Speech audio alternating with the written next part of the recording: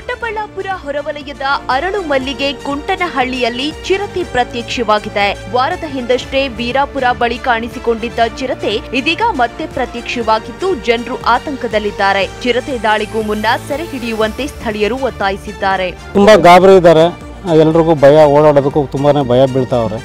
ಜಾನುವಾರುಗಳನ್ನ ಮೇಯಿಸೋದಕ್ಕೆ ಹೊಡ್ಕೊಂಡು ಹೋಗೋದಕ್ಕೂ ಅಥವಾ ಕುರಿ ಮೇಕೆ ಮೇಯಿಸ್ಕೊಂಡು ಹೊಡ್ಕೊಂಡು ಹೋಗೋದಕ್ಕೂ ತುಂಬ ಭಯ ಆಗ್ತಾ ಇದೆ. ತೋಟಕ್ಕೆ ಹೋಗೋದಕ್ಕೂ ಭಯ ಆಗ್ತಾ ಇದೆ. ರಾಮಮಂದಿರ ಉದ್ಘಾಟನೆಗೆ ದಿನಗಣನೆ ಆಗ್ತಿದ್ದಂತೆ ರಾಜ್ಯಕ್ಕೂ ಮಂತ್ರಾಕ್ಷತೆ ಬಂದಿದೆ.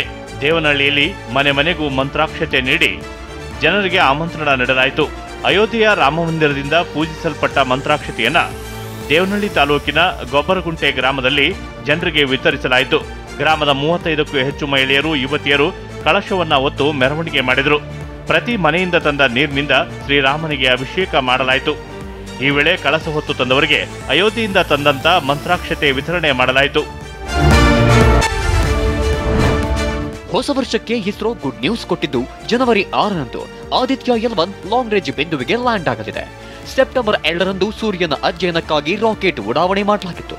ಸದ್ಯ ಆದಿತ್ಯ ಭೂಮಿಯ ನಿಗದಿತ ಕಕ್ಷೆಯನ್ನ ಸುತ್ತು ಹಾಕುತ್ತಿದೆ. ಆ ದೃಶ್ಯ ಕಣ್ತುಂಬಿಕೊಳ್ಳಲು ನೆಹರು ತಾರಾಲಯದಲ್ಲೂ ವ್ಯವಸ್ಥೆ ಮಾಡಲಾಗಿದೆ. ಇದು L1 ಲೆಗ್ರಾಂಜಿಯನ್ ಬಿಂದು ಅಂತ ಹೇಳ್ತೀವಿ. ಆ ಒಂದು ಬಿಂದುವಿನ ಸುತ್ತಲಿನಿಂದ ಆ ಸ್ಥಳದಿಂದ ಬಹುಮಟ್ಟಿಗೆ ಕೆಲಸ ಮಾಡುತ್ತೆ ಅಂತ ಅನ್ಕೊಳ್ಳಿ. ಕರ್ನಾಟಕ ಚಿತ್ರಕಲಾ ಪರಿಷತ್ ಹಾಗೂ ಸರ್ಕಾರದ ಸಹಯೋಗದಲ್ಲಿ ಜನವರಿ 7ರಂದು 21ನೇ ಚಿತ್ರಸಂತೆ ಆಯೋಜಿಸಲಾಗಿದೆ.